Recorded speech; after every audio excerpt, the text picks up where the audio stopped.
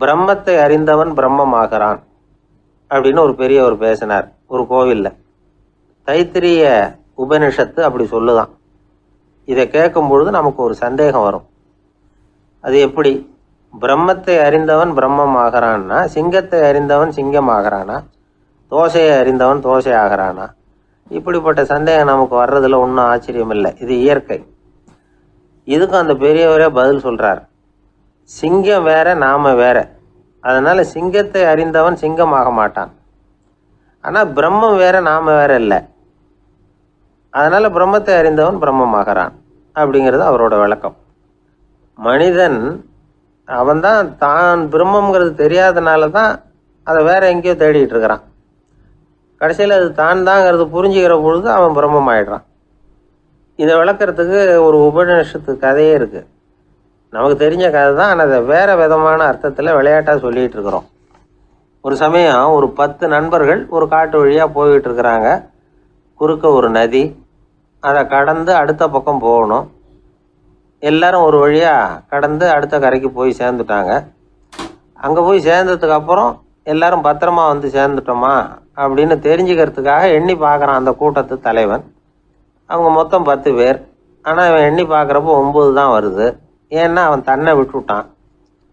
எதிரில் நிற்கிறவங்கள மட்டுமே எண்ணுறான். ஐயோ 10வது ஆள் எங்கேங்கிறான், பதறான். சரி நீ இரு, நான் எண்ணி பார்க்குறேன்னு சொல்லிவிட்டு இன்னொருத்தன் வந்து எண்ணுறான். அவனும் தன்னை விட்டுட்டு எண்ணுறான். 9 தான் வருது. எல்லாரும் கொய்யோ முறையோன்னு கத்த ஆரம்பிச்சிட்டாங்க. அந்த சமயத்தில் ஒரு பெரியவர் அந்த பக்கமாக வர்றார். என்ன விஷயம்னு விசாரிக்கிறார். 10வது ஆள் 6 அடிச்சுட்டு போட்டுது அப்படின்னு சொல்லி இவங்க அழறாங்க. சரி அழாதீங்க அப்படின்னு சொல்லி அந்த தலைவனை பார்த்து இப்படி வாங்குறார். வர்றான். இப்போ எனக்கு முன்னாடி ஒரு தரம் எண்ணு பார்க்கலாம்ங்கிறார். 1 2 3ன்னு ஆரம்பித்து 9ல் வந்து முடிக்கிறான். உடனே பெரியவர் நீ தான் அந்த 10வது ஆள் அப்படிங்கிறார். இது உண்மை. நாம தான் அது. நாம தான் நம்மளை வேற எங்கேயோ தேடிட்டு இருக்கிறோம். நாம் எங்கேயோ தேடிட்டு இருக்கிறோமே, அந்த பிரம்மம் நாம தான். இப்படி ஒரு பெரிய உண்மையை விளக்கிறதுக்காக தான் அப்படி ஒரு கதை சொல்லப்பட்டது. ஆனால் அதை வந்து நாம் வேறு விதமாக வேடிக்கையாக உபயோகப்படுத்திக்கிட்டு இருக்கிறோம். எப்படி தெரியுமா? ஒரு ஆத்தங்கரையில் ஒரு 10 பேர் முழிச்சுக்கிட்டே நின்றுக்கிட்டு இருந்தாங்களாம். அந்த பக்கமாக வந்த ஒருத்தன் ஏன் இப்படி முழிச்சுக்கிட்டு நிற்கிறீங்கன்னு கேட்டிருக்கிறான். எங்களுக்கு நீச்சல் தெரியாது, நாங்கள்லாம் அடுத்த கரைக்கு போய் சேரணும் அப்படின்னு நாங்களாம். சரி நான் கொண்டுட்டு போய் விடுறேன்.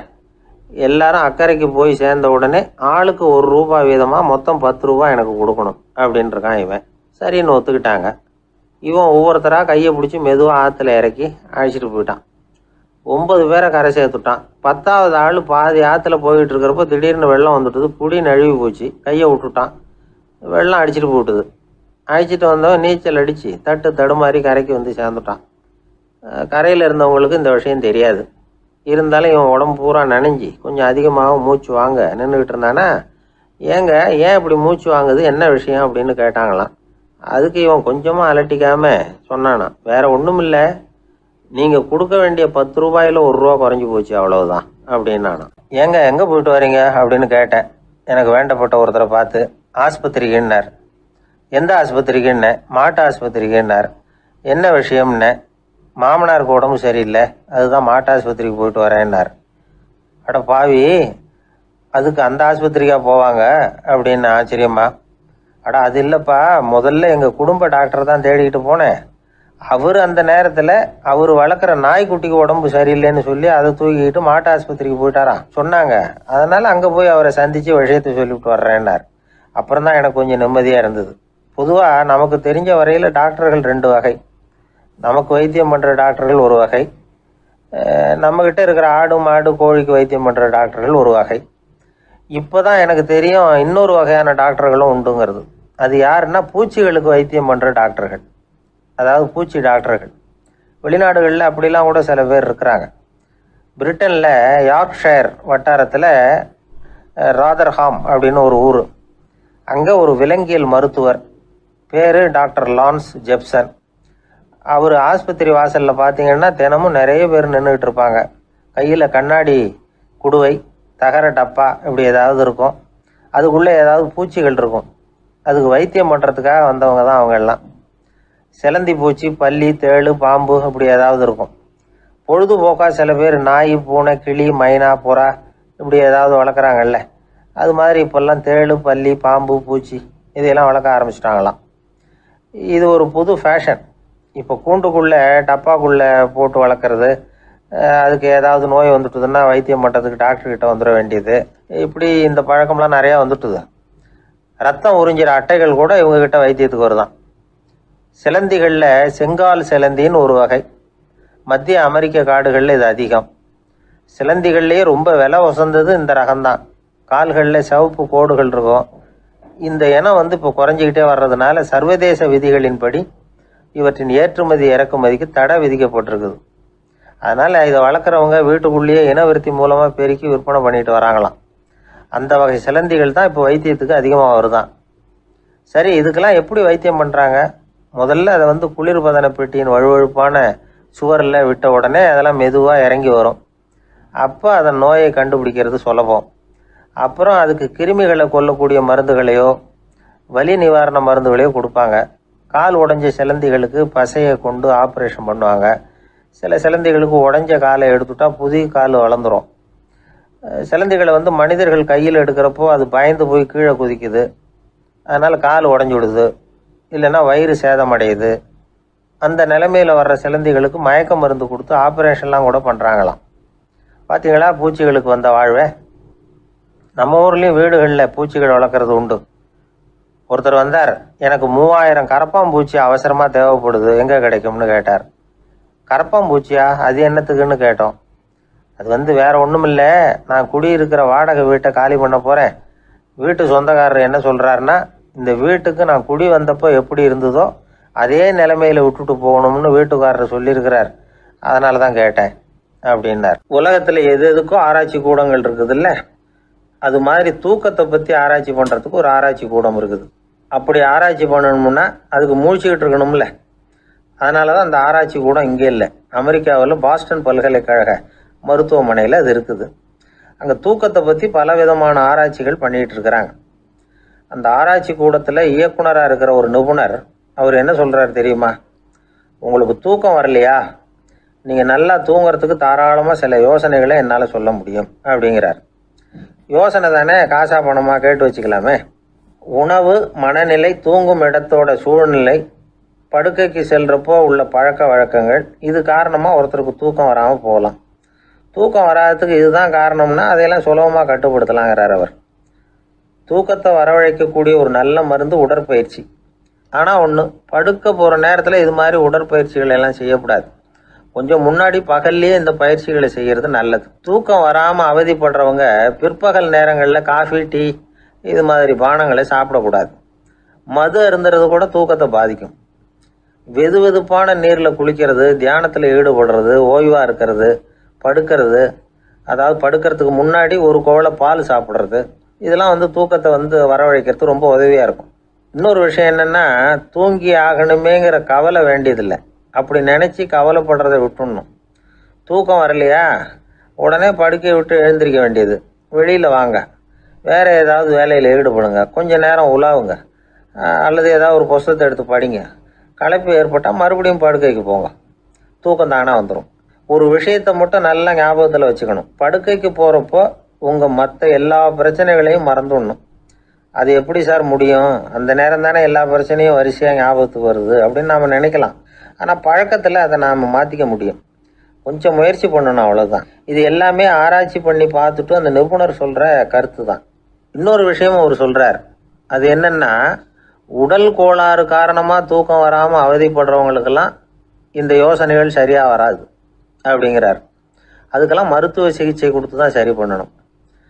சில பேருக்கு நடு ராத்திரியில் மூச்சு திணறல் ஏற்பட்டு தூக்கம் வராமல் போயிடும். ஊரெல்லாம் தூங்குறப்ப தான் மட்டும் தூங்காமல் மூழ்கிட்டு இருக்கிறது, ஊரெல்லாம் மூழ்கிட்டு இருக்கிறப்போ தான் மட்டும் தூங்குறது, இது மாதிரி கோளாறுகளால் சில பேர் பாதிக்கப்படலாம். கால் தசை முறுக்கிக்கிறதுனால சில பேருக்கு அடிக்கடி விழிப்பு வரலாம். மன அழற்சி காரணமாக சில பேருக்கு தூக்கம் வராது. இது மாதிரி கோளாறுகளுக்கெல்லாம் அதுக்கு தகுந்த மாதிரி சிகிச்சை கொடுத்து தான் சரி பண்ண வேண்டியிருக்கும். எந்த கோளாறும் இல்லாமல் தூக்கம் வரலைன்னா ஆரம்பத்தில் சொன்ன முறைகளை கடைபிடிச்சு பார்க்கலாம். தூக்கம் வந்ததுன்னா யோசனை சொன்ன அந்த நிபுணருக்கு நன்றி சொல்லலாம். ஒருத்தர், ஏன் சார் பஸ்ஸில் தூங்குறது கெட்ட பழக்கமானு கேட்டார். இல்லையே, நான் கூட பஸ்ஸில் போகிறப்ப தூங்கிட்டு தானே போவேன் அப்படின்னார் இன்னொருத்தர். அப்புறம் ஏன் என்ன டிரைவர் வேலை வேணாம்னு வீட்டுக்கு அனுப்பி வச்சுட்டாங்க அப்படின்னாராம் அவர். 1816 வருஷம் செப்டம்பர் மாதம் 11ஆம் தேதி பிரான்ஸ் தேசத்தில் உள்ள ஒரு மருத்துவமனை. அங்கே ஒரு இளம் டாக்டர் கொஞ்ச நாளைக்கு முன்னாடி தான் அந்த ஆஸ்பத்திரியில் புதுசாக வேலைக்கு சேர்ந்துருக்கிறார். அவர் பேர் ரெனே லெனக். அவர் அன்னைக்கு காலையில் அந்த மருத்துவமனையில் அப்படியே ரவுண்ட்ஸ் வந்துக்கிட்டு இருக்கிறார். வார்டில் ஒரு படுக்கையில் ஒரு இளம் பெண் படுத்திருக்கிறா. அந்த பொண்ணுக்கு இருதய நோயாக இருக்கலாம்ங்கிறது மற்ற டாக்டர்கள் சந்தேகம். அந்த காலத்துல எல்லாம் ஒருத்தருடைய இருதய துடிப்பை தெரிஞ்சுக்கணும்னா நோயாளியின் மார்பில் டாக்டர் காதை வச்சு பார்த்து தான் தெரிஞ்சுக்கிறது வழக்கம். ஆனால் இந்த பெண்ணும் இளம் பெண், அந்த டாக்டரும் புதுசாக சேர்ந்துருக்கிறவர். அதனால் பரிசோதனை பண்ண தயங்கினார். கொஞ்ச நேரம் யோசனை பண்ணார். திடீர்னு ஒரு ஞாபகம் வந்தது அவருக்கு. அதாவது அன்னைக்கு விடியற் காலையில் தோட்டத்தில் அப்படி வாக்கிங் போயிட்டு இருந்தப்போ சின்ன பசங்கள்லாம் ஒரு மரக்கட்டையை வச்சு விளையாடிக்கிட்டு இருந்தாங்களாம். அதை இவர் பார்த்துருக்கிறார். அது என்ன விளையாட்டுனா, ஒரு நீளமான மரப்பலகை, அதில் ஒரு முனையில் ஒரு பையன் தன்னுடைய காதை வச்சுக்கிட்டு இருக்கிறான், மறுமுனையில் இன்னொரு பையன் அந்த மரப்பலகையை ஒரு ஆணியால் கீறிக்கிட்டு இருக்கிறான். ஒரு முனையில் ஆணியால் கீறும் பொழுது மறுமுனையில் காதை வச்சிருக்கிற பையனுக்கு அந்த சத்தம் துல்லியமாக கேட்குது. அந்த டாக்டருக்கு காலையில் பார்த்த இந்த விளையாட்டு ஞாபகத்துக்கு வந்துட்டுது. உடனே என்ன பண்ணார் தெரியுமா? ஒரு நீளமான காகிதத்தை எடுத்தார். அதை அப்படியே உருளை மாதிரி உருட்டினார். ஒரு முனையை அந்த நோயாளியின் மார்பில் இடது பக்கம் வச்சார், இன்னொரு முனையில் தன்னுடைய காதை வச்சார். என்ன ஆச்சரியம்! நோயாளியின் மார்பில் நேரடியாக காதை வச்சு கேட்குறத விட துல்லியமாக கேட்டுது இதய துடிப்பு. இதய துடிப்பு மட்டும் இல்லை, மூச்சு இழுத்து விடுறது, திரவ பொருள்களின் அசைவு, எல்லா சத்தமும் தெளிவாக கேட்குது. கிரேக்க மொழியில் ஸ்டெத்தாஸ் அப்படின்னா மார்பு, ஸ்கோப்பின் அப்படின்னா பார்ப்பதுன்னு அர்த்தம். அதனால் டாக்டர் ரெனே லெனக் தான் கண்டுபிடிச்ச கருவிக்கு ஸ்டெத்தஸ்கோப் அப்படின்னு பேர் வச்சார். அவரே முதல் மாடலையும் செஞ்சார். அளவு ரொம்ப பெருசாக இருந்தது, சுலபமாக எடுத்துகிட்டு போகிறது கஷ்டம், அது அவ்வளோ கஷ்டமாக இருந்தது அது. அதனால் அவரே அதை அப்புறம் 2 பிரிவாக தயார் பண்ணார். இது 2 துண்டையும் டாக்டர் தன்னோட கோட்டு பாக்கெட்டில் வச்சுக்கலாம், தேவைப்படுறப்ப எடுத்து ஒன்றா சேர்த்துக்கலாம். இப்படி தான் அவர் ஆரம்பத்தில் பண்ணார். தன்னுடைய இந்த கண்டுபிடிப்பை பற்றி அவர் ஒரு புத்தகம் எழுதினார். நிறைய விற்றுது, புகழும் பணமும் சேர்ந்தது. பணமும் புகழும் சேர்ந்தது மாதிரியே அவருக்கு ஒரு நோயும் சேர்ந்தது. அது என்ன நோயின்னு கண்டுபிடிக்கிறதுக்கும் அவர் கண்டுபிடிச்ச கருவி தான் உபயோகப்பட்டு தான். அவரே அதை கண்டுபிடிச்சார். அவருக்கு வந்திருந்தது காச நோய். 1826 வருஷம் ஆகஸ்ட் மாதம் 13ஆம் தேதி உலகத்தின் முதல் ஸ்டெதஸ்கோப்பை கண்டுபிடிச்ச டாக்டர் ரெனே லெனக் காலமானார். அவர் சாகிறதுக்கு முன்னாடி மரத்தால் செஞ்சு வச்சுருந்த ஸ்டெதஸ்கோப்பை தனக்கு வேண்டியப்பட்ட ஒரு டாக்டர்கிட்ட கொடுத்து, என்னுடைய சொத்துக்கள்லேயே ரொம்ப வசந்தது அப்படின்னு சொன்னாராம். அதுக்கப்புறம் 3 வெள்ளைக்காரங்க சேர்ந்து இந்த கருவியில் சில மாற்றங்களை பண்ணாங்க.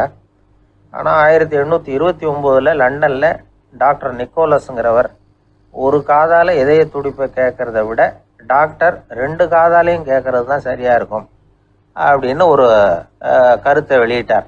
அதுக்கப்புறம் ரொம்ப காலம் கழித்து 1852 ஜார்ஜ் காமான் அப்படிங்கிறவர் ரப்பர் டியூப்களை உபயோகப்படுத்தி 2 காதாலையும் கேட்குற மாதிரி ஒரு புதிய வடிவத்தை அதுக்கு கொடுத்தார்.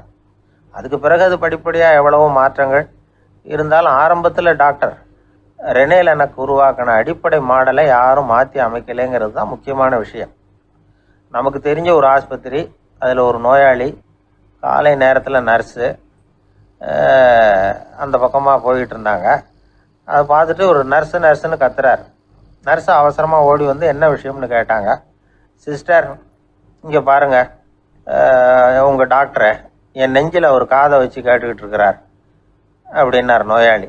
சிஸ்டர் பதட்டப்படாமல், அதனால் என்ன, இந்த டாக்டர் பழமையான விஷயங்களில் ரொம்ப நம்பிக்கை உள்ளவர், அதனால் ஸ்டெதாஸ்கோப்பை உபயோகப்படுத்தாமல் காதை வச்சு கேட்குறார், அது ஒன்றும் தப்பு இல்லை அப்படின்னாங்களாம்.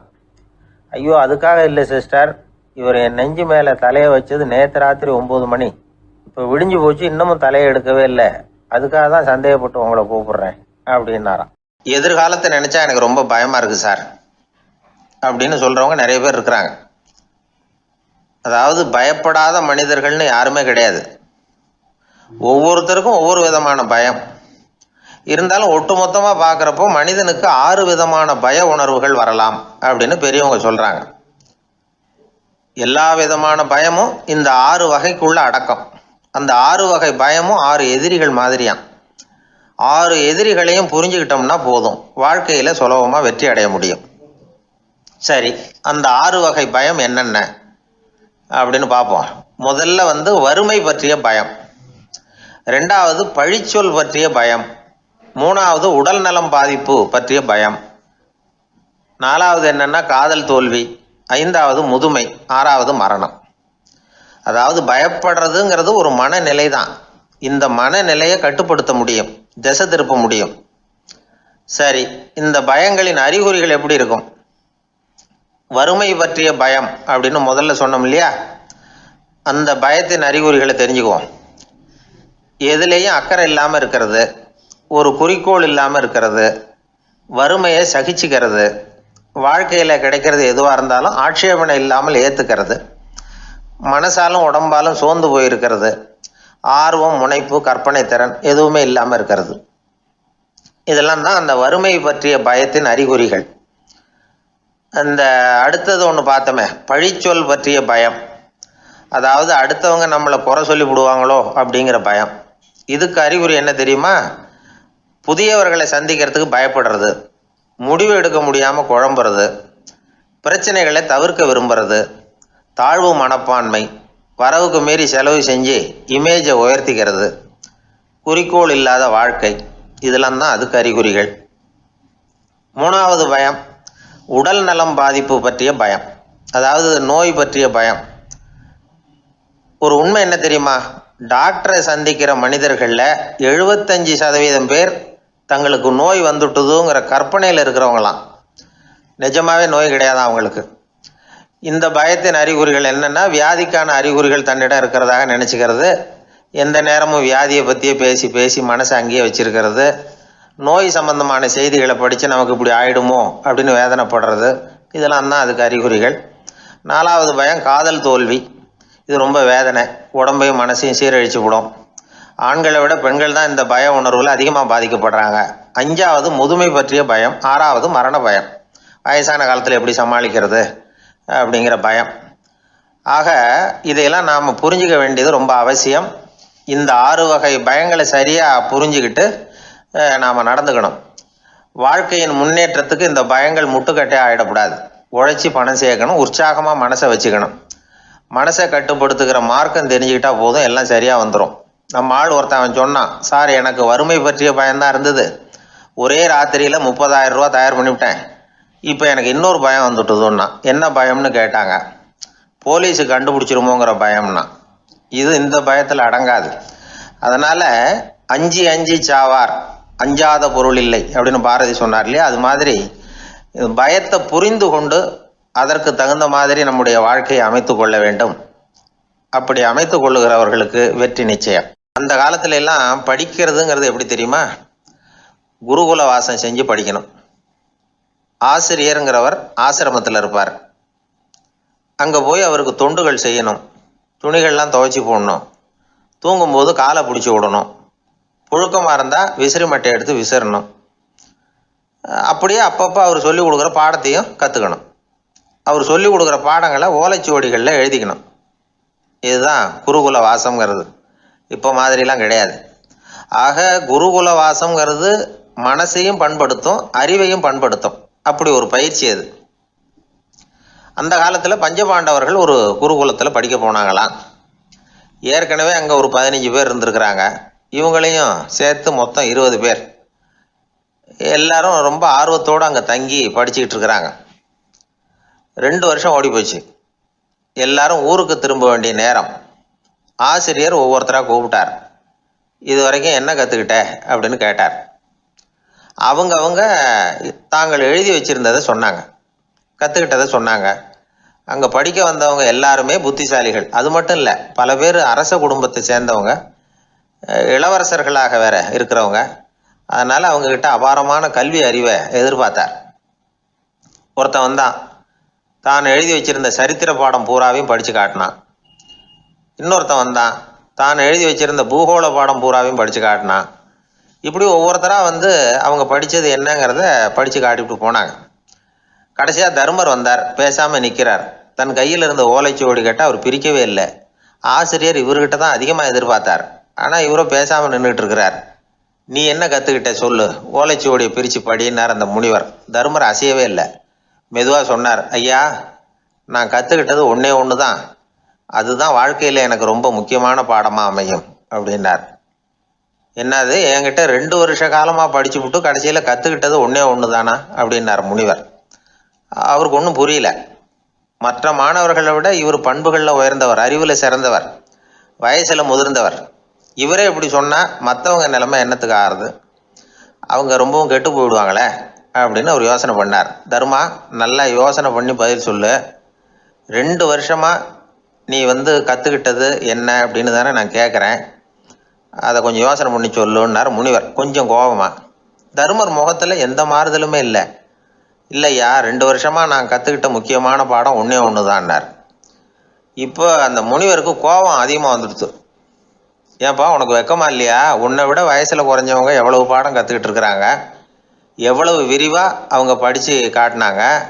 நீயும் கூட நிறைய குறித்து வச்சிருக்கிற போல இருக்க, அதை ஏன் பிரித்து படிக்கக்கூடாது அப்படின்னார். ஐயா, நான் சொல்கிறது உங்களுக்கு ஏமாற்றமாக இருந்தால் என்னை மன்னிக்கணும்.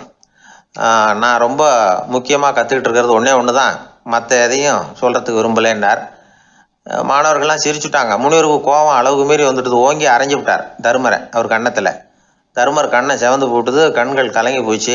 ஆனாலும் அவர் அமைதியை இழக்கலை, தலை குனிஞ்சு நிற்கிறார். இவருடைய பிடிவாதம் முனிவருக்கு இன்னும் ஆத்திரத்தை உண்டாக்கி விட்டது. இன்னொரு கண்ணத்திலே அரைஞ்சார்.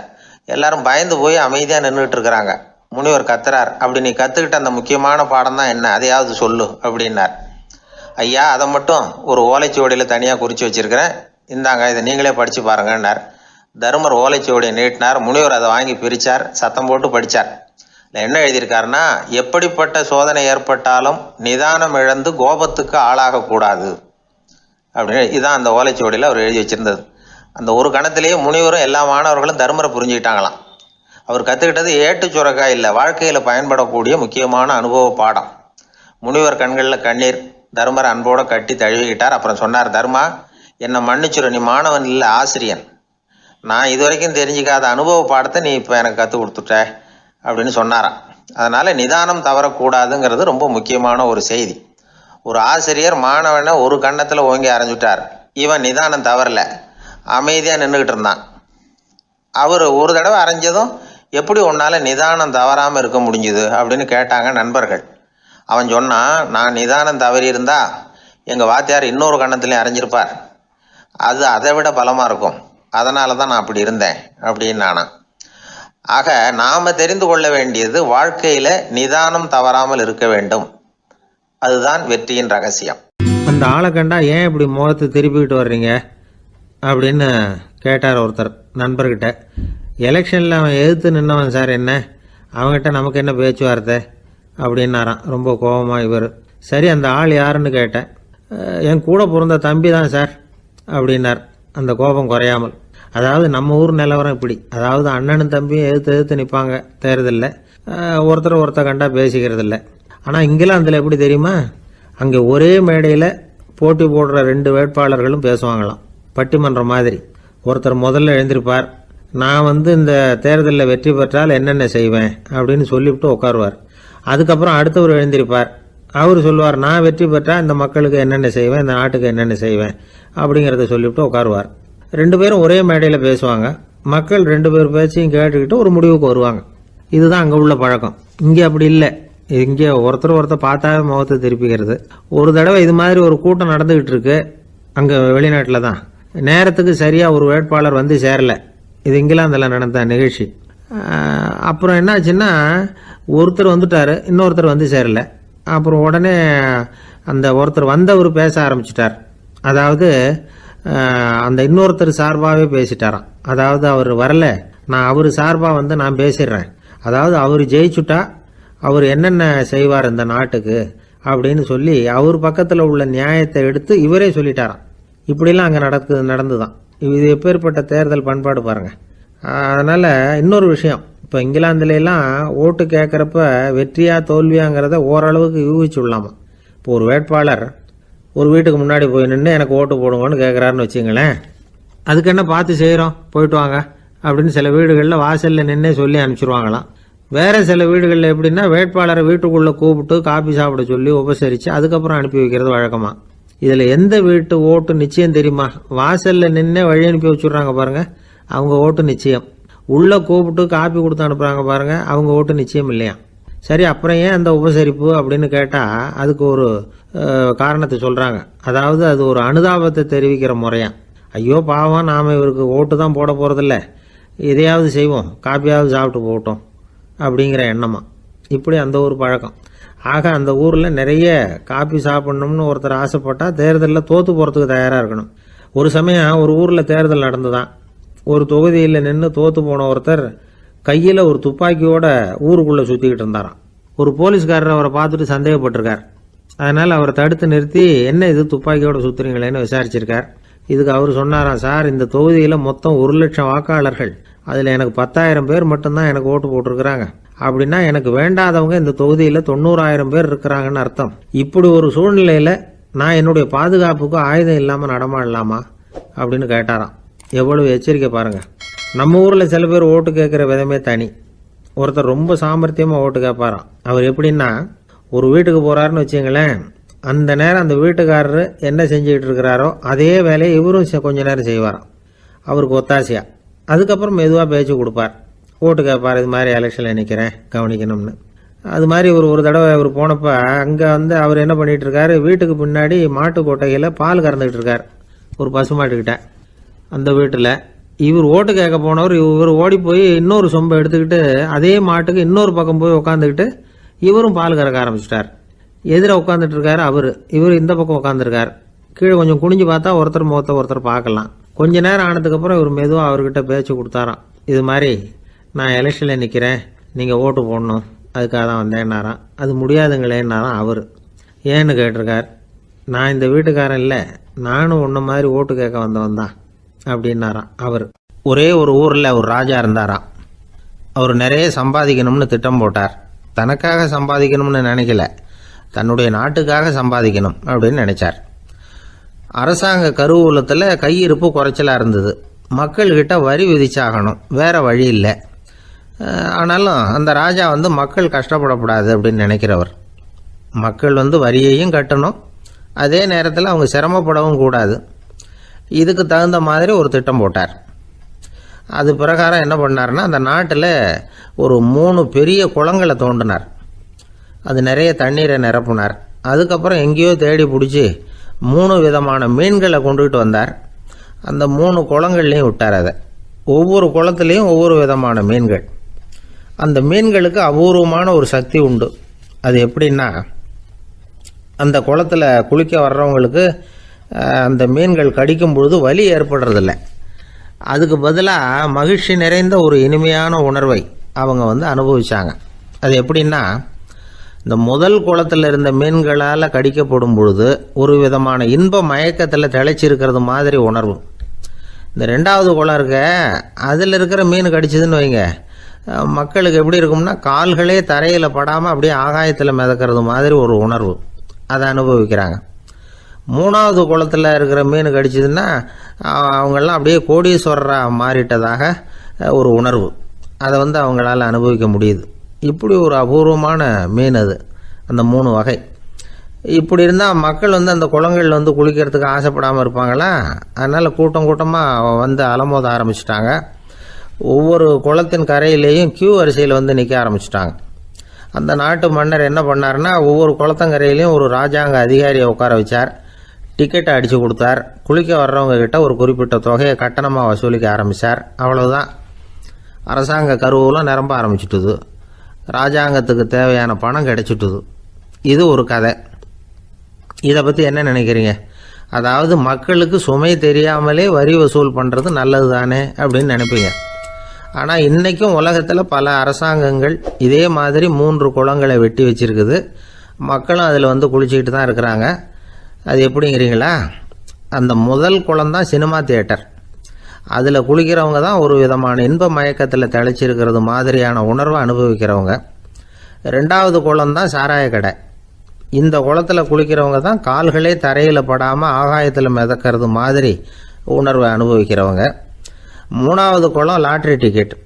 இதில் குளிக்கிறவங்க தாங்கள் அப்படியே கோடீஸ்வரர்களாக மாறினது மாதிரி ஒரு உணர்வு, அதை அனுபவிக்கிறவங்க. இன்றைக்கி பல நாடுகள் இந்த குளங்களை பயன்படுத்திக்கிட்டு தான் வராங்க. ஒரு பூவில் வண்டு உட்காருது, அதில் இருக்கிற தேனை வண்டு எடுக்குது. இந்த சமயத்தில் அந்த பூவுக்கு வலிக்குமா? அதுக்கு வலிக்கிறது இல்லை. அந்த பூவோட மலர்ச்சியும் வளர்ச்சியும் குன்றி போகிறதும் கிடையாது. ஒரு ராஜா மக்கள்கிட்ட வரி வசூல் பண்ணும் பொழுது மக்களுக்கு சிரமமும் தெரியக்கூடாது, அதே நேரத்தை அதனால் அவங்க வாழ்க்கையும் கெட்டு போயிடக்கூடாது. அது மாதிரி வரி வசூல் பண்ணணுமா. இது காளிதாசனின் ரகுவம்சத்தில் காணப்படுகிற ஒரு கருத்து. ஒரு சின்ன குழந்தை தவறுதலாக ஒரு 25 காசு நாணயத்தை மூழ்கி விட்டுது. காசு வயத்துக்குள்ளே போயிட்டுது. அந்த குழந்தையோட தாய் உடனே குழந்தைய தூக்கிட்டு ஆஸ்பத்திரிக்கு புறப்பட்டாங்க. அப்போ அந்த பக்கமாக ஒருத்தர் வந்தார் தெருவில். என்ன விவரம்னு கேட்டார். இவங்க சொன்னாங்க, குழந்தை காசை முழுங்கிட்டுது, அதுதான் அவசரமாக ஆஸ்பத்திரிக்கு தூக்கிட்டு ஓடுறேன் அப்படின்னாங்க. அவர் சொன்னார், கவலைப்படாதம்மா, உடனே இப்படி கொடுங்க குழந்தைய அப்படின்னு கையில் வாங்கினார். ஒரு கையில் அந்த குழந்தையோட கால் ரெண்டையும் பிடிச்சி தலைகீழாக தூக்கி பிடிச்சார். இன்னொரு கையால் அந்த குழந்தையோட வயத்தில் குறிப்பாக ஒரு இடத்துல அப்படியே தேடி அந்த சுட்டு விரலால் ஒரு இடத்துல பொட்டுன்னு தட்டினார். உடனே காசு அந்த குழந்தையோட வாய் வழியாக வெளியில் விழுந்துட்டுது. காசை எடுத்துக்கிட்டு, இந்தாங்கம்மா உங்கள் குழந்தை அப்படின்னார். ரொம்ப நன்றிங்க, நிச்சயமாக நீங்கள் ஒரு டாக்டராக தான் இருக்கணும், என்னுடைய யூகம் சரிதானே அப்படின்னாங்களாம் அந்த அம்மா. அதுக்கு அவர், இல்லைங்க, நான் ஒரு இன்கம் டேக்ஸ் ஆஃபீஸர், வருமான வரி அதிகாரி அப்படின்னு சொல்லிவிட்டு போனாராம். ஒரு ஆள் இருந்தார். விலங்குகள் பேரில் அவருக்கு ரொம்பவும் பிரியம். அதனால் தன்னுடைய வீட்டில் ஒரு நாயை வளர்த்தார். அதே மாதிரி கழுதையையும் வளர்த்தார். அந்த கழுதை அவர் வீட்டு கொல்லை பக்கத்தில் நின்றுக்கிட்டு இருக்கும். ஏதாவது பொதி சுமக்கிற வேலை இருந்ததுன்னா அதை கவனிச்சிக்கும்.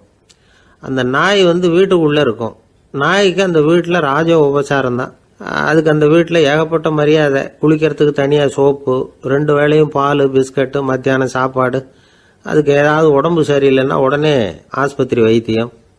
ரொம்ப கொடுத்து வச்ச நாய். அந்த வீட்டு தலைவர் வெளியில் அப்படியே நடைப்பயிற்சி போனால் கூடவே இதுவும் போகும்.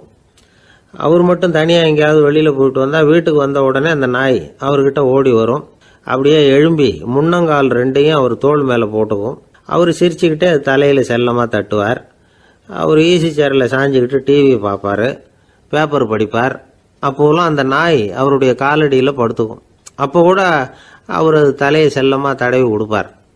அந்த நாய் படுக்கிறதுக்குன்னே ஒரு மெத்தை, சில சமயம் அது அங்கே இருக்கிற மேஜை நாற்காலி மேலே கூட ஏறி விளையாடும், சோபாவில் ஏறி உட்காந்துக்கும். இவ்வளவு செல்வாக்காக வளர்ந்தது அந்த நாய். இதையெல்லாம் அந்த கழுதை பார்த்துக்கிட்டே இருக்குது கொல்லை பக்கத்தில் இருந்து. பார்த்துட்டு அது யோசிக்க ஆரம்பிச்சுதான், என்ன இது, இந்த வீட்டில் நாம தான் கழுதையாக உழைக்கிறோம், பொதி சுமக்கிறோம், நமக்கு ஒரு நல்ல சாப்பாடு கிடையாது, படுக்கை கிடையாது, ஒரு நாளாவது நம்ம தலையையோ முதுகையோ தடவி கொடுத்தது கிடையாது. ஆனால் அந்த நாய் இந்த வீட்டுக்காக ஒரு துரும்ப கூட அசைச்சதில்லை. அதை போய் இந்த வீட்டில் உள்ளவங்க இப்படி தலையில் வச்சு தாங்குறாங்களே அப்படின்னு யோசிச்சுதான் அந்த கழுதை. ரொம்ப நேரம் யோசிச்சுவிட்டு அதுக்கப்புறம் ஒரு முடிவுக்கு வந்திருக்குது. சரி, இனிமேல் நாமளும் அந்த நாய் மாதிரியே நடந்து பார்ப்போம், அது மாதிரியே பிஹேவ் பண்ணுவோம், அப்போவாவது நமக்கும் அந்த மரியாதை கிடைக்குதா பார்க்கலாம் அப்படின்னு ஒரு திட்டம் போட்டுது மனசுக்குள்ள. உடனே அந்த திட்டத்தை செயல்படுத்தவும் ஆரம்பிச்சுது. அதாவது அந்த வீட்டில் அந்த நாய் என்னென்ன செய்யுதோ அதையெல்லாம் இதுவும் செய்ய ஆரம்பிச்சுட்டுது. அந்த வீட்டு எஜமான் எங்கேயோ வெளியில் சுற்றிவிட்டு ரொம்ப அசந்து போய் வீட்டுக்கு திரும்பி வந்துகிட்டு இருந்தான். உடனே இந்த கழுதை என்ன பண்ணுச்சு தெரியுமா, அவங்ககிட்ட ஓடி போச்சு. ஓடி போய் அந்த நாய் என்ன பண்ணுமோ அது மாதிரியே பண்ணிச்சு. அதாவது அந்த ஆள் தோள் மேலே தன்னுடைய முன்னங்கால் 2ஐயும் தூக்கி போட்டுவிடுது. அந்த ஆள் பயந்து போயிட்டான். அவனுக்கு ஒன்றும் புரியல, இது ஏன் இப்படி பண்ணுதுன்னு கொஞ்சம் ஒதுங்கி நின்னான். இது அவனை சுற்றி சுற்றி வருது, நாய் மாதிரி வாழை ஆட்டிக்கிட்டே சுற்றி சுற்றி வருது கழுதை. அவன் கிடுகிடுன்னு வீட்டுக்குள்ளே ஓடினான். இதுவும் பின்னாடியே ஓடிச்சு. அங்கே போய் நாய் மாதிரியே மேஜை நாற்காலி மேலே ஏறி குதித்து விளையாட ஆரம்பிச்சுட்டுது. சோபாவில் ஏறி உட்காருது. மேஜையில் இருந்த சாமான்லாம் கீழே விழுந்து உடையுது. கழுதை மேஜை மேலே ஏறி குதிச்சா என்னத்துக்கு ஆகும்? அந்த ஆள் பார்த்தான், சரி இந்த கழுதைக்கு என்னமோ ஆயிட்டுது அப்படின்னு முடிவு பண்ணான். ஒரு நல்ல கயிறாக பார்த்து கொண்டான்னா அது கால்லையும் கழுத்துலையும் கட்டினான். தரன்னு இழுத்துட்டு போனான். அடித்து கொல்லை பக்கத்தில் கட்டி போட்டுட்டான். அண்ணா ஆகாரம் எதுவுமே கொடுக்கல, பட்னி போட்டுட்டான். இப்போ அந்த கழுதை யோசனை பண்ணி பார்க்குதான், என்ன இது, நம்ம எஜமானுக்கு இன்னைக்கு என்ன ஆயிட்டுது இப்படி? அந்த நாய் பழகிறது மாதிரி தானே நாமளும் பழகணும். ஆனால் இந்த மனுஷன் நாயை அடிக்கலை, ஆனால் நம்மளை அடிக்கிறான். இப்படி கொண்டாந்து கட்டி போட்டானே, என்ன காரணமாக இருக்கும் அப்படின்னு யோசனை பண்ண ஆரம்பிச்சுட்டு தான் அந்த கழுதை. எதுக்கு இந்த கதைன்னா, இது மாதிரியே நாம கூட சில சமயம் யோசிக்கிறது உண்டாம். இயல்புலேருந்து மாறி நடக்க ஆரம்பிச்சிட்டோம்னா பல சமயங்களில் இப்படி யோசிக்கிறது மாதிரி தான் ஆகிடும். அதனால தான் ஒரு மனுஷன் எப்படி நடந்துக்கணுமோ அப்படி நடந்துக்கிட்டா தான் நமக்கு மரியாதை. வெறி நாய் கடிச்சுட்டா மனுஷன் அது மாதிரியே ஆகிடுறான் பார்த்தீங்களா, அவனோட இயல்பு மாறி போடுது. ஒருத்தனை பார்த்து இன்னொருத்தன் கேட்டானா, வெறி நாய் ஒன்று உன்னை கடிச்சுட்டா நீ என்ன பண்ணுவே அப்படின்னு கேட்டிருக்கான்.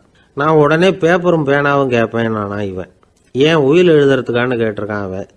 இல்லை, நான் யாரையெல்லாம் கடிக்கணும்னு ஒரு லிஸ்ட்டு தயார் பண்ணணும்ல, அதுக்காக அப்படின்னு நான். குடும்பத்தில் அப்படிலாம் இருந்து சமாளிக்கிறாங்க. குடும்பத்தில் ஒருத்தர் அனுசரிப்பு தன்மைங்கிறது ரொம்ப அவசியம். கணவன் மனைவின்னா அனுசரித்து போகணும்னு சொல்லுவாங்க. அதாவது ஒரு கணவன் அதுக்காக தான் அந்த காலத்துலலாம் ஒரு வீட்டுக்கு மாப்பிள்ளை தேடுறதுங்கிறது ஒரு பெரிய குடும்பத்தை நிர்வகிக்கிற அளவுக்கு ஒரு கணவனாக வரக்கூடிய எப்படி இருக்கணும் அப்படின்னா, அந்த காலத்தில் புலி வேட்டைக்கு போகணும். ஒரு பொண்ணுக்கு மாப்பிள்ளை தேடுறதுன்னா நம்ம தமிழ் பழக்கம் என்னென்னா, காட்டுக்கு போய் ஒரு புலியை வேட்டையாடிட்டு வரணும். அந்த புலி பல்லு அல்லது நகத்தை கொண்டுட்டு வரணும் அந்த இளைஞன். அதை வீட்டில் கொடுப்பான். அதை தான் கட்டி அதை இதாக கட்டுவாங்க, மாலையாக போடுவாங்க, தாலியாக கட்டுவாங்க. அதாவது வீரம் இருக்கா பையனுக்குன்னு பார்ப்பாங்க. ஒரு பொண்ணு வேணும்னா நீ முதல்ல வீட்டுக்கு பொண்ணு கேட்க போகக்கூடாது, காட்டுக்கு போகணும், போய் புலியை கொண்டு வா, அதுக்கப்புறம் தான் உனக்கு பொண்ணு அப்படின்னு சொல்லுவாங்க. இப்போவெல்லாம் ஏன் போகிறது இல்லைன்னா, இப்போலாம் ஒருத்தனை காட்டுக்கு போய் புலிப்பல் கொண்டு வான்னா புலி தான் மாப்பிள்ளையாக வரும். அதனால தான் இப்போ போகிறதில்ல யாரும் காட்டுக்கு. அப்போ பெண்களும் ரொம்ப வீரமாக இருந்தாங்க. பெண்கள் மூலம் அந்த காலத்தில் எப்படின்னா, முறத்தாலேயே புலியை துரத்துவாங்களாம். நம்ம பழைய பாட்டிலெல்லாம் பார்த்துருப்பீங்க, முறத்தால் புலியை விரட்டினாங்கன்னு வரும் பழைய பாட்டை. அந்த அளவுக்கு பெண்களுக்கு வீரம். இப்போ கல்யாணம் ஆகி இந்த காலத்தில் ஒரு கணவனை விரட்டிட்டு வந்தாங்களாம் முறத்தை எடுத்துக்கிட்டு. ஒரு மனைவி அவன் பயந்துட்டு வெளில ஓடி வரான், பின்னாடி முறத்தை எடுத்துகிட்டு அந்த அம்மா ஓடி வருது. இவனை தனியாக பிடிச்சி கொண்டு போய், என்னப்பா இந்த மனைவிட்டு இப்படி பயந்து ஓடி வரையே, முறத்தால் துரத்துறா இப்படி வரையே அப்படின்னு தான் அவன் அப்படியே தடுமாறிக்கிட்டு, அதெல்லாம் ஒன்றும் இல்லை, அவன் என்னை புலியாக நினைக்கிறா அப்படின்னு ஒரு பெருமையாக சொல்லிட்டானான். அந்த காலத்தில் புலியை தான் முறத்தால் விரட்டினாங்க, இப்போ புருஷனை விரட்டுறாங்க அப்படின்னு சொல்லி. அப்படி அந்த காலத்தில் கணவனுக்கு ஒரு குடும்பத்தை நிர்வகிக்கிற திறமை இருக்கா, உடல் வலிமை தான் முக்கியம். இப்போ கூட மதுரை பக்கத்தில் ஐயாவுக்கு தெரியும், அந்த இளவட்டக்கல்லுன்னு ஒரு ஊர் எல்லையில் கிடக்கும். ஊர் எல்லையில் ஒரு பெரிய கல் கிடக்கும். அந்த ஊருக்கு பொண்ணு கேட்க போகிறவங்க அந்த கல்லை தலைக்கு மேலே தூக்கி காட்டணும். அப்படியே தூக்கி தலைக்கு மேலே வசதி கீழே போடணும். அந்த வலு இருந்தால் தான் நீங்கள் அந்த ஊருக்குள்ளேயே போகலாம், பொண்ணு கேட்குறதுக்கு போகலாம். இல்லைன்னா நீ திரும்பி போக வேண்டியதான். அந்த வலிமை இருக்கா மாப்பிள்ளைன்னு பார்க்குறாங்க. இளவட்டக்கல்லுன்னு பேர். அப்போ என்ன பண்ணாங்கன்னா, ஒரு 1000 வருஷத்துக்கு முன்னாடி அந்த கல்லை தலைக்கு மேலே தூக்கி கீழே போடுவாங்களாம். ஒரு 500 வருஷத்துக்கு முன்னாடி அப்படி கொஞ்சம் தூரம் இடுப்பு அளவுக்கு தூக்கி கீழே போட்டுக்கிட்டு இருந்துருக்குறாங்க. அதுக்கப்புறம் ஒரு 100 வருஷத்துக்கு முன்னாடியெல்லாம் அப்படி முழங்கால அளவுக்கு அப்படி தூக்கி போட்டால் போகிறோம்னு வச்சுருந்தாங்களாம். இப்போ நான் அந்த ஊருக்கு என் கூட பழனிசாமின்னு ஒருத்தர் இருக்கார். அவர் போய், உனக்கு எப்படிப்பா இந்த ஊரில் கல்யாணம் ஆச்சு அப்படின்னா, இப்போலாம் நாங்கள் தொட்டு கும்பிட்டா போகிறோம், அதை அசைக்கிறது கூட இல்லை. அப்படி ஆகிட்டுது. ஒரு குடும்பத்தை கணவனாக வரப்போகிறவனுக்கான தகுதி அந்த காலத்தில் அப்படி இருந்து தான். அப்படி கணவன் தேர்ந்தெடுக்கிறது, குடும்ப தலைவனை தேர்ந்தெடுக்கிறது ஒரு பெரிய காரியம். ஒரு பெரிய செல்வந்தர் போட்டி வச்சாராம். ஒரு நீச்சல் குளம், அதில் யார் வேணாலும் குதித்து அந்த பக்கம் போய் கரையேறலாம். அந்த நீச்சல் குளத்தில் விஷப்பாம்புலாம் கிடக்கு. யார் துணிஞ்சி அந்த விஷப்பாம்பு இருக்கிற குளத்தில் குதித்து அந்த பக்கம் போய் கரையேறானோ அவனுக்கு ஒரு 100 ஏக்கர் நிலம் கொடுப்பேன். அது வேண்டான்னா ஒரு 1000 ஆடு கொடுப்பேன். அதுவும் வேண்டான்னா என் பொண்ணை கொடுப்பேன் அப்படின்னு போட்டி வச்சார். அதான் மாப்பிள்ளையை தேர்ந்தெடுக்கிறதுக்கு அவர் ஒரு வழி, நீச்சல் குளத்தில் குதித்து கரையேறணும். இப்போ அந்த ஊரில் இருக்கிற இளைஞர்கள்லாம் பார்க்குறாங்க அந்த குளத்தில் குதிக்கணும்னு. ஆனால் குளத்தில் ஒரு விஷப்பாம்புலாம் கிடக்கு. இது என்ன பண்ணுறதுன்னு பார்த்தா யாருமே குதிக்கிறதுக்கு தைரியம் வரல. திடீர்னு ஒருத்தன் துணிஞ்சு குதித்தான். படப்படப்படன்னு அடிச்சுட்டு போய் அந்த பக்கம் கரையேறிட்டான். கரையேறின உடனே பரவாயில்லையே ஒரு ஆள் வந்துட்டான்னு சொல்லி அவனை அந்த இளைஞனை போய் பிடிச்சிட்டு வந்தாங்க. அந்த பெரியவர் கேட்டார், ஏப்பா இவ்வளவு பெரிய விஷப்பாம்பெல்லாம் கிடக்கிற நீச்சல் குளத்தில் நீ துணிஞ்சு குதித்து கரையேறி இருக்கிற, உனக்கு என்ன 1000 ஏக்கர் நிலம் கொடுத்துருவா, 100 ஏக்கர் நிலம் கொடுக்கவா சொல்கிறப்படி அப்படின்னா, வேண்டாம் சார்ன்றான். ஓஹோ அப்படின்னா ஒரு 1000 ஆடு வேணுமா உனக்கு அப்படின்னா, அதுவும் வேண்டாம் சார். ஓ அப்படின்னா என் பொண்ணு வேணுமா அப்படின்னா, அதுவும் வேண்டாம் சாருங்கிறான். அப்புறம் எதுக்குடா குதிச்சுன்ட்டு, என்ன உனக்கு என்ன தான் வேணும் அப்படின்னு கேட்டிருக்காரு. என்னை எவன் பிடிச்சி தள்ளி விட்டவன்னு தெரியணும் அப்படின்ட்டுருக்கான். அதுக்காக அவன் பார்த்துருக்கான். அப்படி இருந்தால் தான் துணிச்சல் வரும் இந்த காலத்தில். எதுக்கு இவ்வளவு சங்கடம்லாம் வச்சாங்கன்னா, ஒரு குடும்பத்துக்கு தலைவராக வர வேண்டிய ஒரு ஆள், கணவனாக இருக்க வேண்டியவனுக்கு துணிச்சல் இருக்கா, தைரியம் இருக்கா அப்படிங்கிறது பார்க்குறதுக்காக இப்படிப்பட்ட தேர்வு முறைகள்லாம் வச்சுருந்தாங்க அந்த காலத்துலலாம். இப்போலாம் கல்யாணம் பண்ணுறது ஆளுக்கு நேரில் பார்க்காமலே கூட கல்யாணம் நடக்குது இன்டர்நெட்டில். இப்போ சர்டிஃபிகேட் கேட்குறாங்க, நோய் நொடி இல்லாமல் இருக்காரா பார். காட்டுக்கெலாம் போக வேண்டாம், நேராக ஆஸ்பத்திரிக்கு போய் ஒரு சர்டிஃபிகேட் வாங்கிட்டு வா, உனக்கு ஒன்றும் வியாதி இல்லைன்னு ப்ரூவ் பண்ணு, அதுக்கப்புறம் பார்த்துக்கலாம், மற்றதை பேசுவோம் அப்படின்னு சொல்லி அப்படி இருக்குது நிலைமை.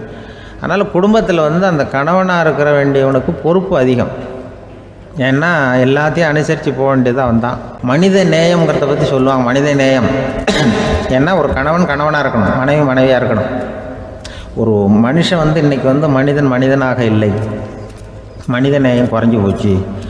எது குடும்ப உறவுகள்லாம் ரொம்ப மாறி போச்சுன்னு சொல்லலாம். இப்போ நாகரிகத்தில் அப்படி தான் இருக்குது. ஒரு இதில் ஒருத்தன் என்ன பண்ணியிருக்கிறான், ஒரு சின்ன பையனை கொண்டு வந்தானா. ஒரு சின்ன பையன் பக்கத்தில் இருக்கான். ஒரு பெரியவர் கேட்டிருக்கார், யாரப்பா அந்த பையன் அப்படின்னு கேட்டிருக்கார். இவன் சொன்னான்னா, இந்த பையன் எனக்கு தூரத்து உறவுன்னு இருக்கான். சரி, தூரத்து உறவுன்னா எப்படி அப்படின்னு கேட்டிருக்கான். இந்த பையன் எங்கள் அப்பாவுக்கு 8வது பிள்ளை அப்படின்னானா. கூட பிறந்தவனே அவ்வளோ தூரமாக போயிட்டான், 8வதாக பிறந்தான். அப்படி இருக்குது குடும்ப உறவுகள்ங்கிறது. மனுஷனுக்கு வேல்யூ விஞ்ஞானம் எப்படி போட்டிருக்குன்னா, ஒரு மனித உடம்பில் இருக்கிற கால்சியத்தை மட்டும் தனியாக எடுத்தால் ஒரு சின்ன ரூமுக்கு வெள்ளை அடிக்கலாமா. ஒரு மனுஷ உடம்பில் இருக்கிற பாஸ்பரஸை மட்டும் தனியாக எடுத்தால் ஒரு 40 நெருப்புக்குச்சி தயார் பண்ணலாம். ஒரு மனுஷ உடம்பில் இருக்கிற இந்த கொழுப்பு சத்தை மட்டும் தனியாக எடுத்தால் ஒரு 7 சோப்பு கட்டி தயார் பண்ணலாம். அதுமாதிரி ஒரு மனுஷ உடம்புல இருக்கிற இரும்பு சத்தை மட்டும் தனியாக எடுத்தால் ஒரு 2 அங்குல அணி 2 செய்யலாம். இவ்வளவுக்கும் விலை போட்டால் 42 ரூபா 50 காசு. இதுதான் மனுஷனுக்கு விஞ்ஞானம் போட்டிருக்கிற விலை. அது எப்போ அது ஒசரும்னா, அவன் மனுஷனாக இருக்கிற வரைக்கும் இருக்கிறப்ப. அதுவும் செத்து போனால் அதுவும் கிடையாது, செத்து போனால் அதுவும் குறைஞ்சிரும். மிருகங்களுக்கெல்லாம் அப்படி இல்லை, செத்ததுக்கு அப்புறம் விலை கூடும். அங்கெல்லாம் எல்லா ஊர்லேயும் பார்த்திங்கன்னா உயிர் கோழி 50 ரூபா, உரிச்ச கோழி 60 ரூபான்னு போட்டிருக்கோம். செத்ததுக்கு அப்புறம் 10 ரூபா அதிகம். மனுஷனை நீ உயிர் மனுஷன் 42 ரூபா 50 காசு, செத்ததுக்கு அப்புறம் 52 ரூபான்னா நீயே வச்சுக்கிடாது, எனக்கு இது கண்டுபிடும். அவன் எப்போ அவனுக்கு வேல்யூ கூடும்னா, மனிதன் மனிதனாக வாழும்பொழுது தான் வேல்யூ கூடும். குடும்பத்தில் அந்த அந்த பாசத்தோடு வாழணும்னு கடவுள்கிட்ட கேட்டு சொன்னாங்களே, அதுதான். இந்த சமூகங்கிறதும் ஒரு பெரிய குடும்பம்தான். அதனால தான் இந்த நாட்டுக்குள்ள பெருமையை எல்லாரும் ஒற்றுமையாக இருந்தால் எதையும் சாதிக்கலாம்ங்கிறது தான் இந்த நாட்டுக்குள்ள பெருமை. அப்படி நிரூபித்தோம். அதனால் சமூகங்கிறதும் ஒரு குடும்பம் மாதிரி இருக்கிறது தான் பெருசு. இப்போ சில இதெல்லாம் இப்போ ஜாதி மத வேறுபாடெல்லாம் நம்முடைய முன்னேற்றத்தை தடுக்கும். விலங்குகள் நம்மளோட மேலானது. அதான் ஒரு ஊரில் ஒரு சிவன் கோயில் இருந்து தான். சிவன் கோயிலில் அந்த புறாவெல்லாம் வளர்ந்துக்கிட்டு இருந்திருக்கு. அந்த மாடத்தில், சிவன் கோயில் மாடத்தில் புறாவெல்லாம் கூடியிருந்திருக்கு. உடனே அதுக்கு கும்பாபிஷேகம் பண்ணுறதுக்காக ஊரில் திட்டம் போட்டாங்க. சிவன் கோயிலுக்கு வெள்ளடிக்க ஆரம்பித்தாங்க. வர்ணம் பூச ஆரம்பித்ததும் அதுக்கு சாரம் கட்டுவாங்கள்ல, இந்த குச்சியெல்லாம் வச்சு சாரம் கட்டுவாங்க. உடனே இந்த புறாவெல்லாம் என்ன பண்ணிச்சான், இனிமேல் நம்ம இங்கே வெள்ளை அடிக்கிறாங்க, கும்பாபிஷேகம் வருது, நம்ம இங்கே குடியிருக்க முடியாது, எதிர்த்தாப்புல எங்கே போகலான்னு பார்த்துருக்கு. இந்த உயரம் கோபுரத்தில் இருந்த புறாவெல்லாம் எதிர்த்தாப்புல ஒரு மாதா கோயில் இருந்திருக்கு, சர்ச்சு. அங்கே சில மாடங்களில் புறாவெல்லாம் இருக்குது, சில மாடம் இருக்குது. உடனே நம்மளாம் அங்கே போய்டும் கொஞ்சம் காலத்துக்குன்னு எல்லாம் புறப்பட்டு இந்த மாதா கோயிலுக்கு போயிடுது. அங்கே போனால் அங்கே இருக்கிற புறாவோடு சேர்ந்து இதுவும் குடியிருந்துகிட்ருக்கு. கொஞ்ச நாள் என்னாச்சு, அங்கே கிறிஸ்மஸ் வந்துட்டுது. கிறிஸ்மஸ் வந்ததும் சரி இங்கேயும் வெள்ளடிக்க ஆரம்பிக்கிறாங்க. நம்ம மறுபடியும் எங்கடா போகிறதுன்னு பார்த்தா அங்கே இருக்கிற புறாவோட சேர்ந்து இதுவும் சேர்ந்து நேராக ஒரு பள்ளிவாசல் இருந்தது. எதுக்கு அங்கே இருக்கிற மாடத்தில் போய் அங்கே குடியேறிட்டுது எல்லாம். அங்கே போனால் அங்கே ரமலான் மாதம் ரம்ஜானுக்காக அதையும் புதுப்பிக்க ஆரம்பித்தாங்க. இது என்ன பண்ணுறதுன்னு சொல்லி இந்த 3 செட்டு புறாவும் சேர்ந்து என்ன பண்ணிச்சு, எங்கே போகலான்னு பார்த்தா மறுபடியும் அதுக்குள்ளே இந்த சிவன் கோயிலில் கும்பாபிஷேகம் முடிஞ்சிருக்கு. அங்கே போடுவோம் எல்லாருன்னு சொல்லி எல்லா புறாவும் அந்த சிவன் கோயிலுக்கு வந்துட்டுது. அங்கே போய் மாடத்தில் குடியிருந்துட்டுது. அப்போ திடீர்னு ஒரு நாள் பார்த்தா ஒரே கலவரம் பூமியில் எல்லாம் ஒருத்தன் அருவாளை தூக்கிட்டு நிற்கிறான், குச்சி எடுத்து ஒருத்தனை சுட்டுக்கிறான். ஒரே கலவரம், சத்தம், ஒரே மத கலவரம் வந்துட்டுது ஊரில். அப்போது புறாவெல்லாம் மாடத்தில் இருந்துக்கிட்டு ஒரு குஞ்சு புறா அவங்க அம்மாட்ட கேட்டு தான், இது என்ன இந்த மனுஷனுக்கு என்ன ஆச்சு, அவன் கத்தியை தூக்கிட்டு நிற்கிறானே அப்படின்னு கேட்டு தான். ஒரு குஞ்சு புறா அவங்க அம்மாட்ட கேட்டு தான், அம்மா புறா. இப்போ அம்மா அந்த புறா சொல்லித்தான், மனுஷனுக்கு இப்போ மதம் பிடிச்சிருக்கு, அதான் கத்தியை தூக்கிட்டு நிற்கிறான் அப்படின்ட்டுருக்கு. இப்போ நமக்கெல்லாம் பிடிக்கலையே அப்படின்னு தான். அப்போ அந்த புறா சொல்லிச்சான், அந்த பாருமா, நாம் இந்த சிவன் கோயிலில் இருந்தாலும் நமக்கு புறான்னு தான் பேர், இந்த மாதா கோயிலுக்கு போனாலும் நமக்கு புறான்னு தான் பேர், பள்ளிவாசலுக்கு போனாலும் நமக்கு புறான்னு தான் பேர். அந்த மனுஷன் அப்படி இல்லை. அவன் இங்கே இருக்கிற வரைக்கும் இந்துன்னு சொல்லுவான், அங்கே மாதா கோயிலில் இருந்தான்னா கிறிஸ்தவன்னு சொல்லுவான், பள்ளிவாசலில் இருந்தான்னா முஸ்லீம்னு சொல்லுவான். அப்போ குஞ்சு புறா அது என்ன இப்படி பண்ணுறாங்க மனுஷங்க, இப்போ அவங்கள விட நம்ம வசதி போல் இருக்க, நம்ம தேவலாம் போல் இருக்க அப்படின்னு தான் அந்த குஞ்சு புறா. அப்போ அந்த தாய் புறா சொல்லிச்சான், உண்மைதான், அதனால தான் நம்ம மேலான இடத்துல இருக்கிறோம், அவன் கீழே நிற்கிறான் என்னமோ அப்படின்னு சொல்லிச்சான். இதுதான் அந்த குடும்பம்ங்கிறது, சமுதாயம்ங்கிறது ஒரு பெரிய குடும்பம். அது இந்த புறாக்கிட்டேருந்து மனுஷன் கற்றுக்க வேண்டியிருக்கு. அப்படி இருக்குது இன்றைக்கி மனுஷனுடைய நிலைமை. அதை புரிஞ்சுக்கணும். அப்படி தான் ஒவ்வொரு இதுலேயும் நாம் நடந்து கொள்ள வேண்டியிருக்குது. மிருகங்கள்டேருந்து கற்றுக்கிற வாய்ப்பெல்லாம் இருக்குது. அப்படி சொல்லுவாங்க, பிள்ளைகளை பற்றி சொல்லுவாங்க. இப்போ ராமர் லட்சுமணர் கதை சொல்லுவாங்க. அதாவது ராமரும் பரதனும் பந்து விளையாடிக்கிட்டு இருந்தாங்களாம் சின்ன வயசில் பந்து விளையாடிட்டு இருந்தாங்களாம். உடனே ராமர் வந்தாராம், கோசலை அவங்க அம்மா மடியில், கோசலை மடியில் சோர்ந்து போய் உட்காந்தாராம். சந்தோஷமாக உட்காந்துருக்காரு. அப்போ அந்த கோசலை அம்மா கேட்டாங்களாம், ஏன்ப்பா அப்படி இவ்வளவு சந்தோஷமாக இருக்கே, என்ன காரணம் அப்படின்னு கேட்டிருக்காரு. அப்படின்னு அந்த அம்மா கேட்டிருக்கு. ராமன் சொன்னான்னா, இது என் தம்பியோட நான் பந்து விளையாண்டுக்கிட்டு இருந்தேன், பரதன் அவன் ஜெயிச்சுட்டான், நான் தோத்துட்டேன், என்னை அவன் ஜெயிச்சுட்டான், அவனுடைய வெற்றி எனக்கு சந்தோஷமாக இருக்குது, தம்பியோட வெற்றி, அதனால் நான் சந்தோஷமாக இருக்கேன்னு சொல்லியிருக்கேன். அந்த அம்மாவுக்கு ரொம்ப சந்தோஷம், தம்பி ஜெயிக்கிறாங்கிறத பற்றி அண்ணன் சந்தோஷப்படுறானே அப்படின்னு.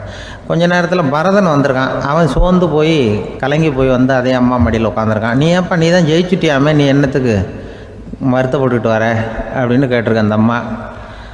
அப்போ பரதன் சொன்னானா, நான் ஜெயிக்கணுங்கிறதுக்காக அண்ணன் விட்டு கொடுத்தாரு, தோத்துட்டாரு, அதனால் எனக்கு வருத்தமாக இருக்குது.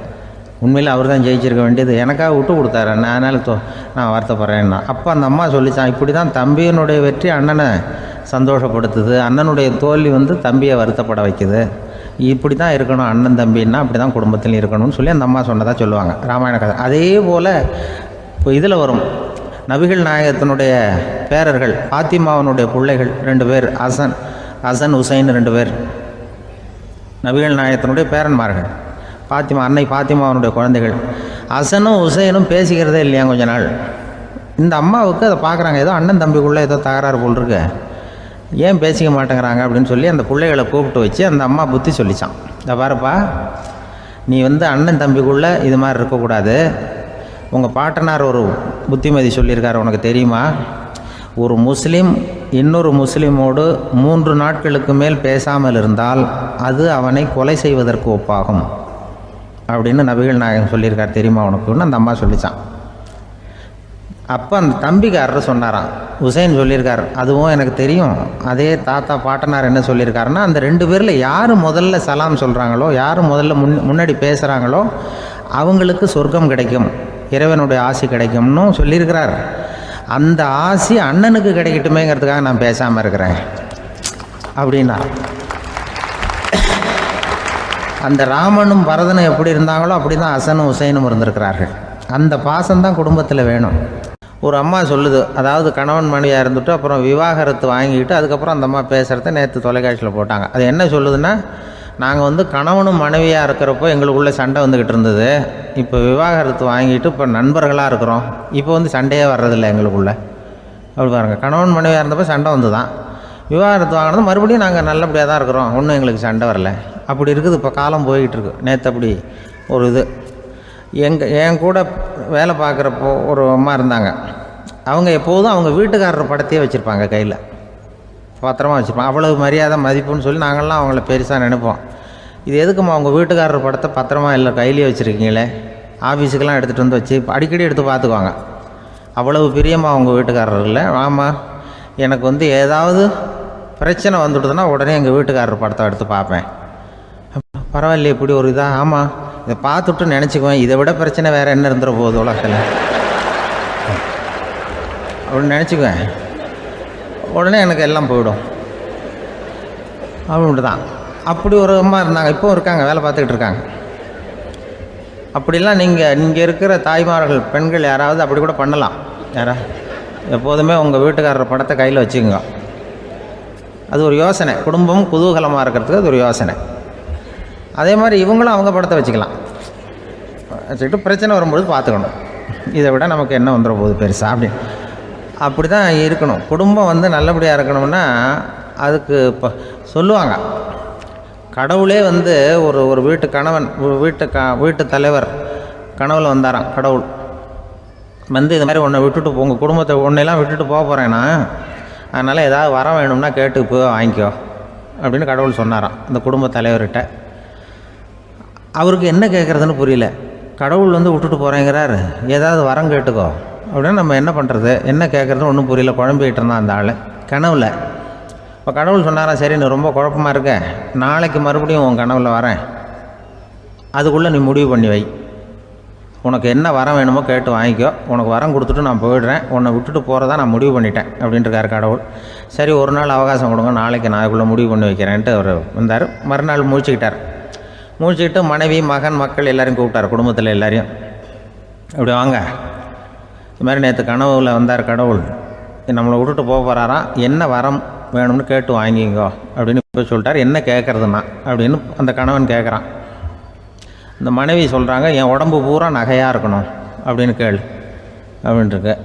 அதுக்குள்ளே அந்த ஒரு பொண்ணு ஓடி அப்படிலாம் கேட்காதப்பா கடவுள்கிட்ட, இப்போ இருக்கிற சொத்து எவ்வளோ இருக்கோ அதுபோல் இன்னொரு பங்கு வேணும்னு கேளு அப்படின்னு. அந்த பையன் அவன் வேறு சொன்னான், அவன் அது நமக்கு இது போல் ஒரு 10 பங்காவது வேணும், 2 பங்களா கார் வேணும் அப்படின்னு அவன் ஒரு லிஸ்ட்டை கொடுத்தான். இவர் என்ன கேட்குறதுன்னு முடிவு பண்ணுறதுக்குள்ள அங்கே வேலை செய்கிற அம்மா, ஒரு வயசான அம்மா வந்திருக்கு, வேலை செய்கிற அம்மா. அது சொல்லிச்சான் இவர்கிட்ட, தப்பாரு கடவுள்கிட்ட அப்படிலாம் கேட்காதப்பா, நாளைக்கு வரும்பொழுது என்ன வர வேணும்னா எங்கள் குடும்பத்தில் எல்லாரும் அன்பாக இருக்கணும், பாசமாக இருக்கணும்னு கேட்டு வாங்கிக்கோ வரத்தை. அன்பு பாசம் குடும்பத்தில் எப்போதும் நிலவணும்னு கேட்டு வாங்கிக்கோ, வேற எல்லாம் நம்ம பார்த்துக்கலான்னு இந்த பெரியம்மா சொல்லிச்சான். மறுநாள் அதே மாதிரி படுத்து தூங்கினார். கடவுள் கனவுல வந்தார். கேட்கும்பொழுது இவர் சொன்னாராம், ஐயா எனக்கு எங்கள் குடும்பத்தில் நாங்கள் கணவன் மனைவி புள்ள குட்டி எல்லாம் பாசமாக இருக்கணும், அன்பாக இருக்கணும், இதுதான் எங்களுக்கு வர வேணும் அப்படின்னு கேட்டாராம். இவர் கேட்டதும் கடவுள் தலையை சொரிய ஆரம்பிச்சிட்டாராம். ஏன் என்ன யோசிக்கிறீங்கன்னு கேட்டிருக்காரு. நீங்கள் அன்பாக பிரியமாக இருந்தீங்கன்னா அப்புறம் ஏன் நான் உங்களை விட்டுட்டு போக போகிறேன், நான் ஏற்கனவே இல்லைங்கிறதுனால தான் உங்களை விட்டு போகலாம்னு முடிவு பண்ணியிருந்தேன். இப்போ நீங்கள் ஏற்கனவே பாசமாக இருந்தீங்கன்னா நான் இனிமேல் போக மாட்டேன், அதனால் ஏன் முடிவும் மாற்றிக்க வேண்டியது தான், உங்கள் கூட தான் இருக்க போகிறேன்னாராம். இப்படி ஒரு கதை சொல்லுவாங்க. அதனால் ஒரு குடும்பத்தில் அந்தந்த உறவு முறைகள் சரியாக இருக்கிற வரைக்கும் எல்லாம் நல்லாயிருக்கும். அங்கே தான் இறைவன் வாழும் இல்லம்ங்கிறாங்களே, அதுதான் அதில் அந்த குடும்ப தலைவருங்கிறவர் கணவன் அப்படிங்கிறதுனால அவருக்கு தான் பொறுப்பு. அவருக்கு நிறைய சகிப்புத்தன்மை வேணும், கோபம் வரக்கூடாது, யார் என்ன சொன்னாலும் போகணும். சில கணவன்மார்கள் எது சொன்னாலும் மனைவி தட்டுறதில்லை. அங்கே போனால் போவாங்க, எதுக்கு போக சொல்கிறேன்னு கேட்குறதில்ல, போகிறது, இங்கே வான்னா வர்றது. திருவள்ளுவர் மனைவி இருந்தாருன்னு சொல்கிறாங்கல்ல, அது மாதிரி. அது எப்படின்னா ஒருத்தர் சொன்னார், அது அப்படி இல்லை, அதுக்கு ஒரு கதை சொன்னார். ஹிட்லர் வந்தாராம் ஒரு தடவை, ஒரு பெரிய கப்பல் மேலே, கப்பலுடைய மேல் தளத்தில் ஹிட்லர் வந்துக்கிட்டு இருக்கார். ஒரு இங்கிலீஷ் கேப்டன் எதிரில் நிற்கிறான். அவனுக்கு பெரிய ஆச்சரியம், இந்த ஆள் எப்படி இப்படி ஒரு தனி மனிதனாக இருந்துக்கிட்டு உலகத்தையே இப்படி இந்த பாடுபடுத்துகிறார் அப்படின்னு சொல்லி, உன்னுடைய வெற்றிக்கு என்ன காரணம்னு கேட்டாரான் அந்த இங்கிலீஷ் கேப்டன். இப்போ ஹிட்லர் சொன்னாராம், என்னுடைய வெற்றிக்கு காரணம் என்கிட்ட வேலை செய்கிற ஊழியர்கள், நான் கிழிச்ச கோட்டை தாண்ட மாட்டாங்க, நான் என்ன சொல்கிறேனோ அதை உடனே செய்வாங்க, ஏன் எதுக்குன்னு எதிர்த்து பேச மாட்டாங்க, அதுதான் என்னுடைய வெற்றிக்கு காரணம் அப்படின்னு சொல்லி அதை நிரூபித்து காட்டுறேன் பார் அப்படின்னு சொல்லி கையை தட்டினாராம் ஹிட்லர். உடனே ஒரு சிப்பாய் அங்கேருந்து லெஃப்ட் ரைட் போட்டு சல்யூட் பண்ணி நின்னான். உடனே ஹிட்லர் சொன்னார், நீ அப்படியே இந்த கப்பல் மேல் தளத்துலேருந்து அப்படி கடலில் விழுந்து செத்து போடா அப்படின்னு பொத்துன்னு குதிச்சுட்டான். எதுக்கு சொல்கிறேன் என்ன இதில், உடனே குதிச்சு செத்து போட்டான்.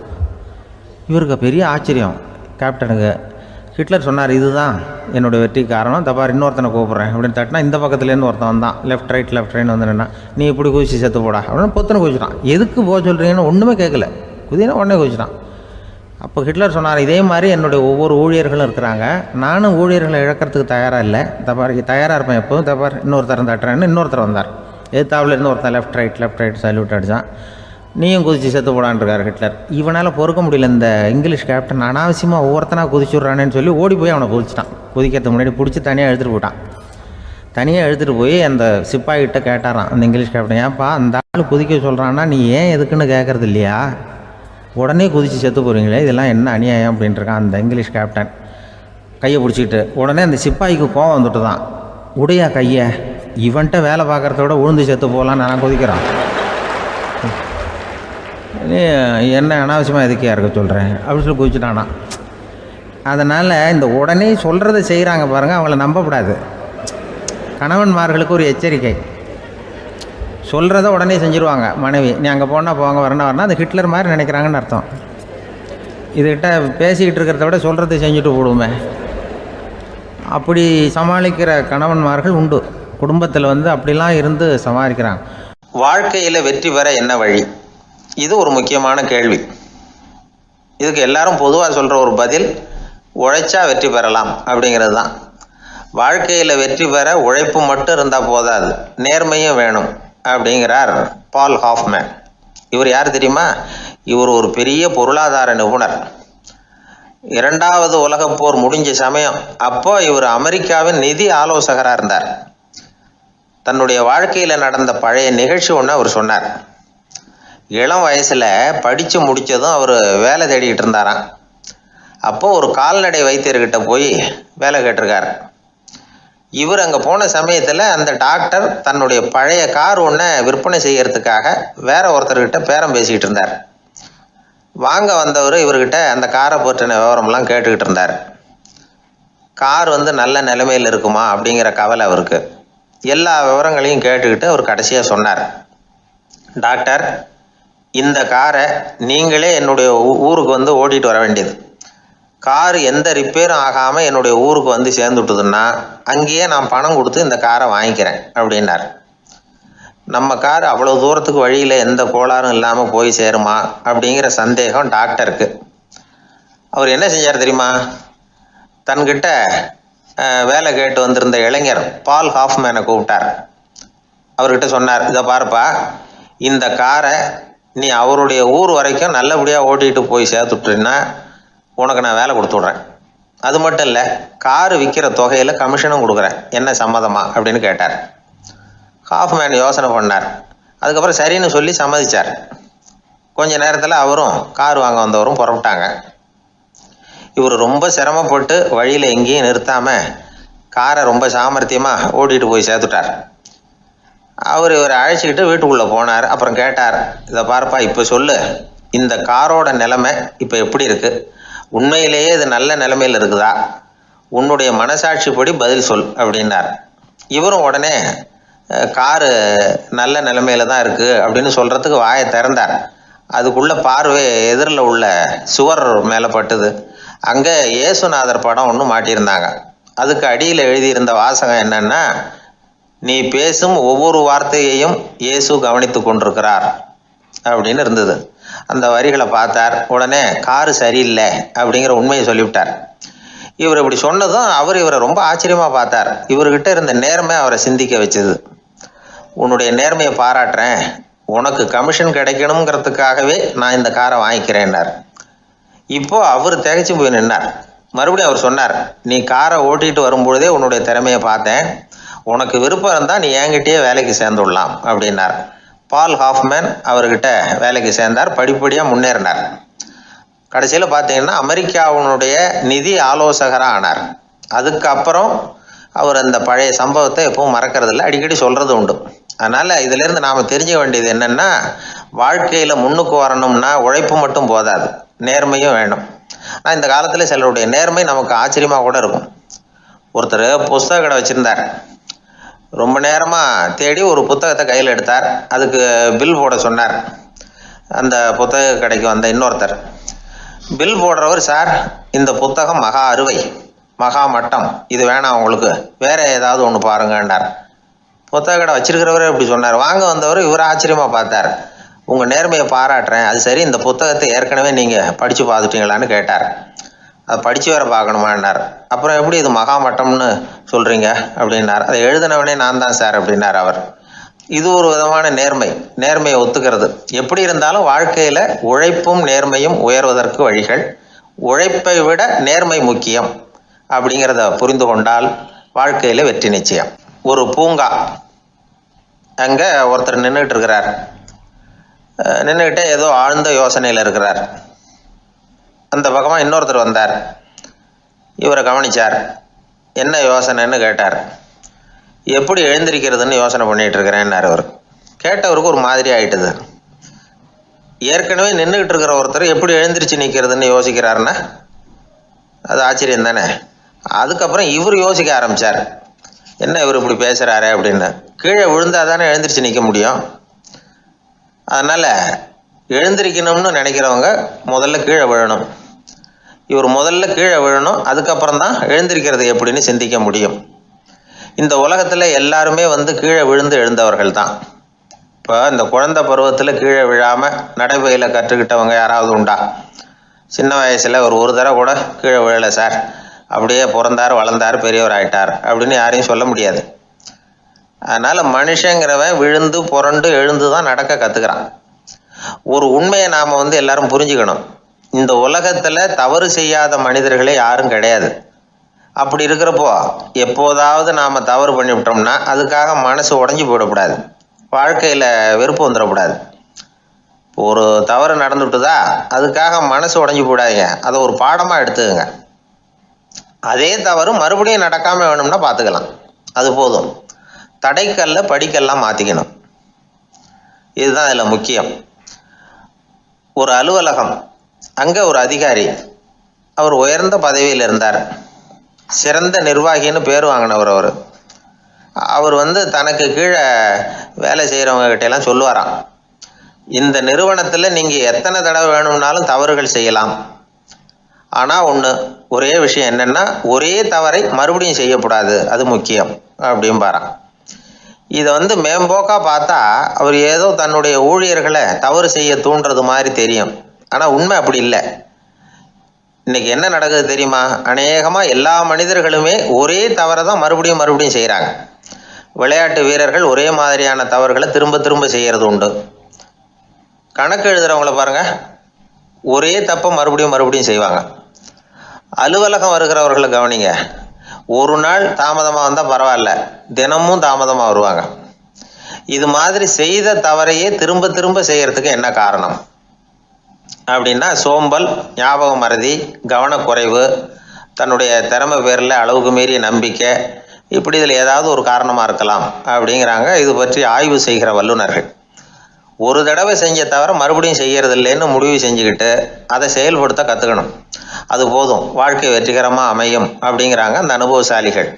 அதனால் வெற்றிகரமாக வாழ்க்கையில் நடைபோட விரும்பும் இளைஞர்கள் தவிர்க்க வேண்டியது என்னென்னா, முதல்ல சோம்பலை தவிருங்கள், சுறுசுறுப்பாக இயங்குங்கள் அப்படிங்கிறது அவங்க அறிவுரை. ரெண்டாவது ஞாபக மறதி, எந்த செயல்லையும் ஈடுபாடு வேணும், அக்கறை வேணும்.